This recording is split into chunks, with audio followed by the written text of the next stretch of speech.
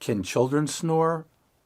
The answer is yes. And the most common reason for snoring in children is large tonsils and adenoids.